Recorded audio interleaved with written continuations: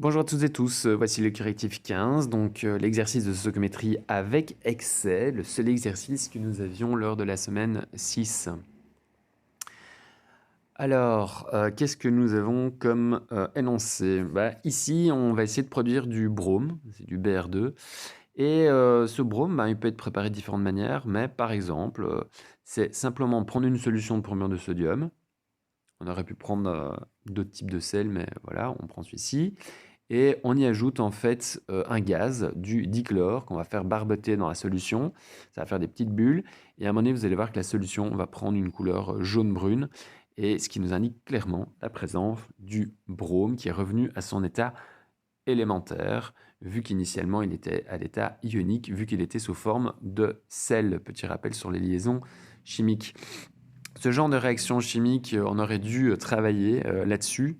Hein, ça nous permet de comprendre plusieurs choses sur les halogènes. Malheureusement, ça n'a pas pu être fait puisque voilà, Covid était là et on n'a pas eu le temps de faire tout ça.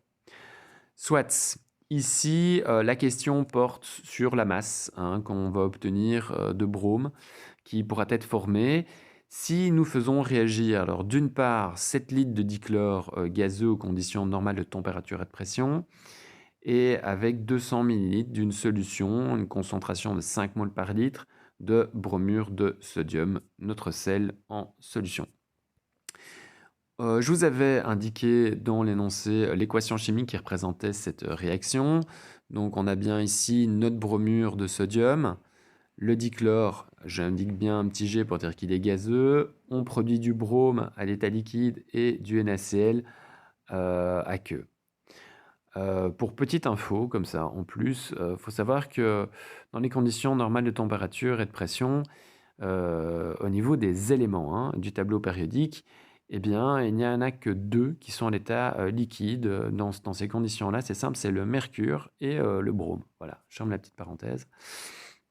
Donc ici, avec cette équation chimique, eh bien, il faut encore l'équilibrer. Donc j'indique clairement un coefficient 2 devant NaBr et un coefficient 2 devant NaCl, ce qui permet d'équilibrer tout ça. Alors maintenant, vu que nous sommes en stoichiométrie avec excès, vous voyez que j'ai des quantités définies pour chacun des deux réactifs. Donc je vais en déterminer le nombre de moles. Pour le dichlore, c'est simple, j'ai mon volume molaire, j'ai le volume. Alors volume molaire, il est simple vu qu'on est aux conditions CNTP. Et donc, pour la résolution, le nombre de moles, c'est volume divisé par volume molaire. Et j'obtiens 0,313 moles. Pour ce qui est de NaBr, j'ai une concentration molaire, j'ai un volume de ma solution. Et donc, pour pouvoir résoudre ça, mon nombre de moles, c'est la concentration fois le volume. Et j'obtiens une mole par litre. Une mole, pardon. Maintenant que j'ai mes données pour les deux réactifs, ce qui va être le plus important, c'est de pouvoir déterminer lequel des deux est le réactif limitant. Si vous avez encore des problèmes avec ces notions, je vous envoie directement sur mon blog ou sur la chaîne YouTube où vous avez 20 minutes d'explication en PowerPoint sur les réactions de stoichiométrie, les problèmes stoichiométriques avec excès. Et je parle beaucoup évidemment de comment on peut déterminer le réactif limitant. Alors, effectivement, moi ici, j'ai ce dont je dispose. Je mélange vraiment une mole de ceci avec 0,313 moles de dichlore. Ce sont des quantités qui sont imposées, qui sont présentes et qui vont réagir. Ces deux quantités ne sont pas dans des rapports stoichiométriques équilibrés, proportionnés. Ce qui veut dire que il n'y a pas, si vous voulez, de rapport stoichiométrique comme nous avons ici de 2 à 1. Nous les avons ici qui font de 1 vers 0,313. Ce qui veut dire que ici, on n'est pas dans des rapports stoichiométriques. Donc ça va nous poser un petit souci vu qu'il y a un des deux réactifs qui risque d'être, enfin non, qui va être en excès. On peut le voir assez vite. Si j'ai 2 pour 1, forcément ici j'ai 1 pour 0,5. Or j'ai pas 0,5, on n'est pas dans des rapports stoichiométriques proportionnels. Donc ici j'aurais dû avoir 0,5, or je ne l'ai pas. Donc ce qui veut dire que le dichlore sera le limitant. Si vous avez des problèmes pour visualiser ça par rapport à ces rapports stoichiométriques proportionnés, etc., eh bien, il y a un petit truc, c'est suivre deux petites équations, les résoudre, et ensuite vous pourrez déterminer rapidement lequel est limitant. Je vous explique ça. Vous prenez pour chacun des réactifs, d'accord, vous devez écrire une petite équation. L'équation, elle représente quoi en fait? Elle représente notre souhait simplement d'obtenir 0 à l'état final des choses. Le 1, si vous voulez ici qui est devant, c'est un petit peu l'état initial des choses. Et le moins 2x, c'est ce qu'il faudra enlever, donc ce qui va réagir afin d'obtenir 0. Vous avez remarqué que j'ai bien mis un 2 devant. Pourquoi? Parce qu'en fait, ici, je dois garder quand même ces proportions entre les réactifs, sinon, évidemment, ça n'a pas de sens. Donc, je prends bien 1 à l'état initial des choses, moins 2x qui représente bien les proportions, et doit obtenir à l'état final des choses 0, si c'est bien NABR qui est limitant. Je devrais faire pareil avec CL2, je prends mon 0,313, moins cette fois-ci juste x, vu que je n'ai un coefficient que de 1, et je devrais obtenir 0. Donc si nous mettons tout ça en équation, j'obtiens en fait ceci et ceci. Je résous l'équation, j'obtiens 0,5 pour NABR et 0,313 pour CL2.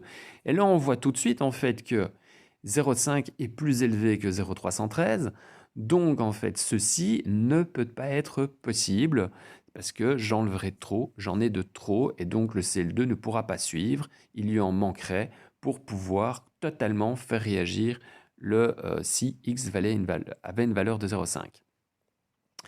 Donc, une fois que vous comparez les deux, hop, c'est le plus petit, vous savez que c'est le limitant.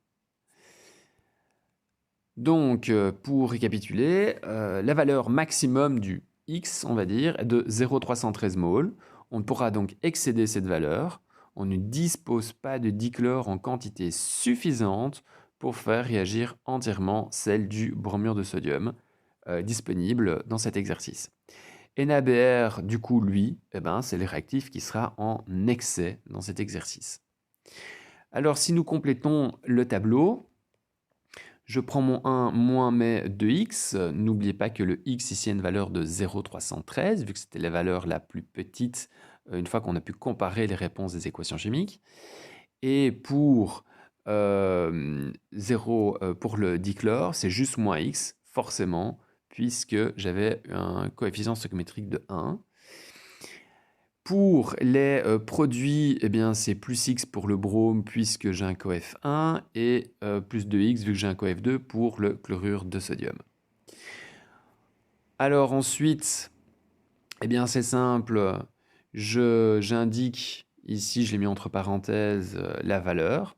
Donc j'ai moins 2x, ça va me faire moins 0,626 vu que la valeur de x c'est de 0,313. Et vous voyez que j'ai bien un reste qui est là de 0,374. Je fais pareil pour le dichlore, mais ça va être simple vu que ça nous fait 0, forcément vu que c'est l'équation qu'on a résolue tout à l'heure. Et pour le brome, j'ajoute juste plus x, vu que j'ai un coef 1, j'obtiens 0,313 et plus 2x, vu que j'ai ici plus 0,626. Voilà, donc j'espère que tout ça est clair et que ça ira. Une fois que j'ai ces données, eh bien, j'ai plus qu'à répondre à ma question.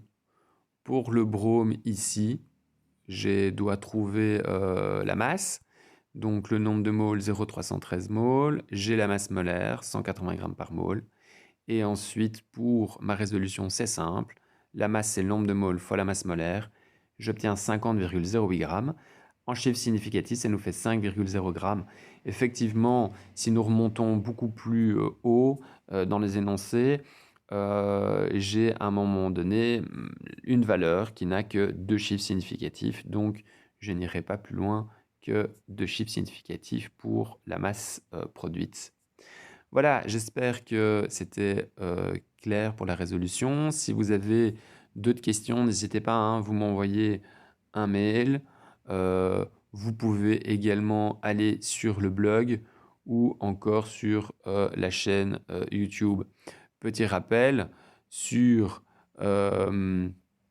le, le blog, vous avez les correctifs, les vidéos disponibles et toute une série de supports. Voilà, j'espère que tout va bien pour vous. Je vous souhaite une bonne journée. Au revoir.